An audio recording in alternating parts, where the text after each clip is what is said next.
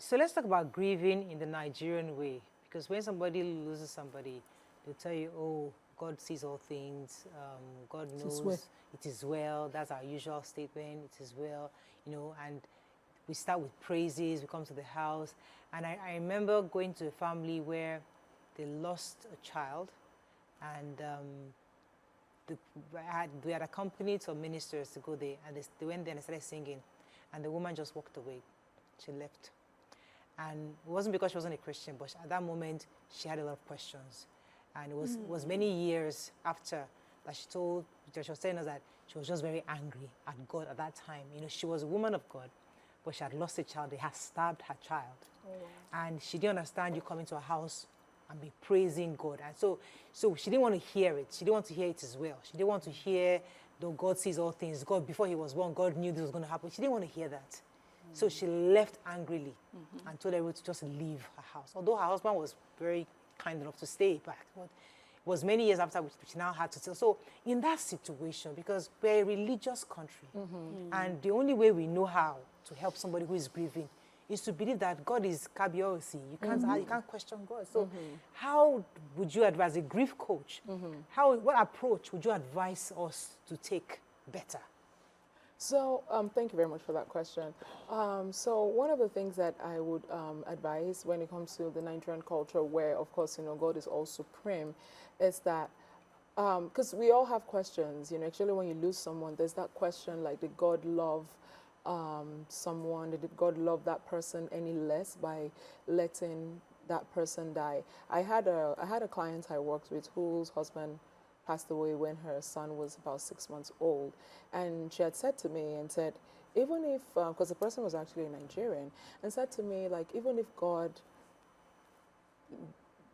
did not, you know, want to pardon the sins of myself and my husband, like, why didn't he look at the 6-month-old baby who was sinless and leave the father behind just so that this sinless child can, you know, have a father? Those questions would always come up in the mind of a griever. But one of the things that I always implore people to do is that you have questions, and it's normal, you know, you just let that person take in that time. Because healing is not a one-day thing. The platitude of religion, Christianity, either Christianity or Islam, doesn't take away or diminish the value of the loss.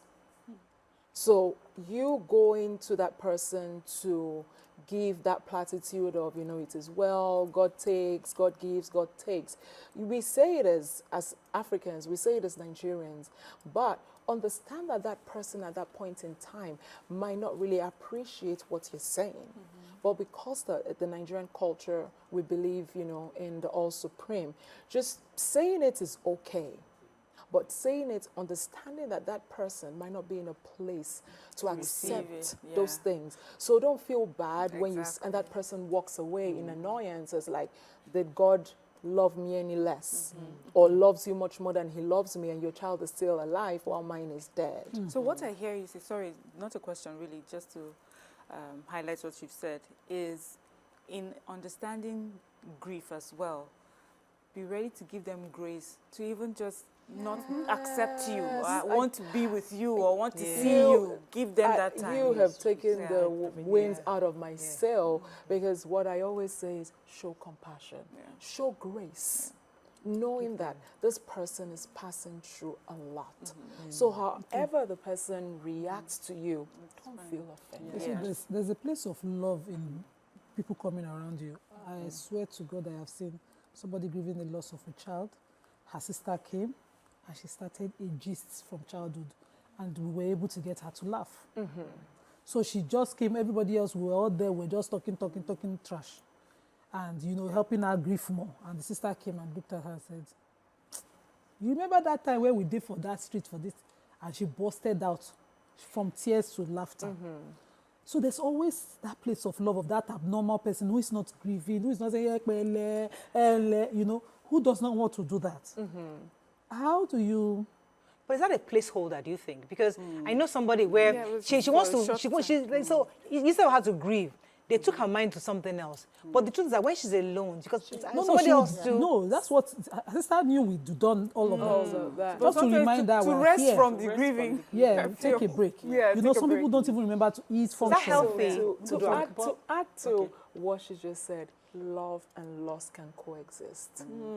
Okay. Laughter and Love tears. and love can coexist. So the fact that the person smiles doesn't mean that when she walks away, she won't shed a tear. Yeah. So we always, then I know that it's the African thing to say maybe a woman who lost a spouse 3 months later is dressed up and it's like she never loved Loved her him. husband. True. Love and loss can coexist. And I am from what Nima was saying, Nima, to some other person, when you raise that thing, they'll get angry. People react to things in Differently, different ways. So yeah, and I just feel like maybe like you said, offering to do something nice for that person at that point in time where they are down, like picking up your kids from school, making sure that there's food available, There's a even if you meal. don't want to eat, just making sure that your house, business and things are just running. You're showing up That's for how, Yeah. yes, For that's how something you that show does- that There's something support. you said earlier that I'd like us to go back to. That grieving is not just about losing a person. A divorce, maybe a breakup, other things, or maybe somebody who cheats on you, or maybe a trust gone sour where Broken. she's my best friend or something. She did something so bad to me that I'm no more her friend. And because of that, I'm grieving that Loss friendship, of that friendship. relationship. In those kind of situations, how do we give people grace when they are grieving? So I'm trying to force something. So maybe having a divorce, or people just don't understand that I just need time to grieve. Like some women can, or some men can make some rash decisions, and because they are just trying to divorce their mind. Could you walk us through divorcing or processing a grief that is not about losing a Yes. person? So I'm going to go back to my science of grief.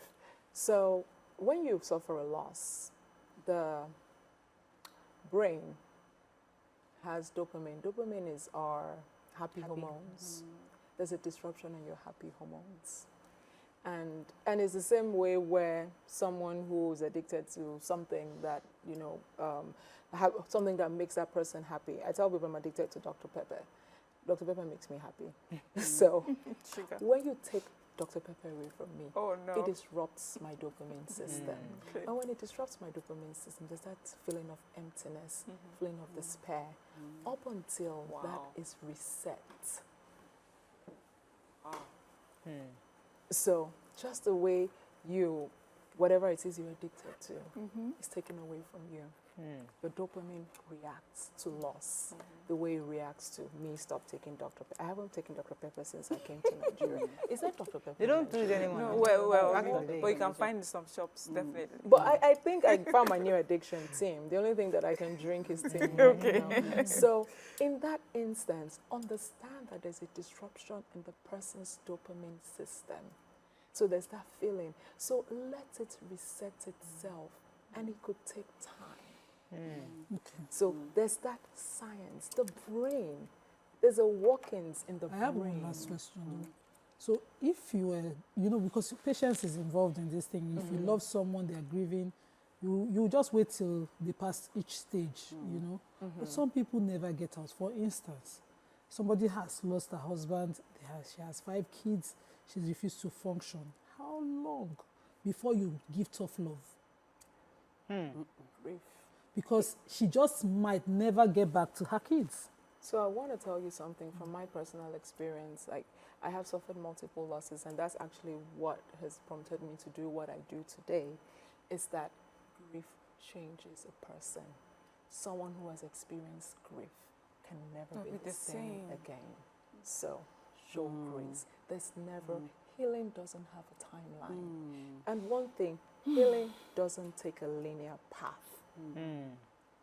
Even though my husband passed away 7 years ago, last month, I broke down in tears over something that had happened. That's not what I'm talking Yes, about. let me give an I'm talking example. I about- know what let me give her an example, a real life one. My mom said to me that when she lost my dad, her husband, she said she just was just grieving, like what she knew how, to grieve. She says her mom walked in one day and saw her, and says, will you get up? Who's going to take care of those 2 children? Exactly. Get up and get going. And she said that was what woke her up. Mm-hmm. So it was tough love. It may not have been sensitive, but she felt that she needed to hear that.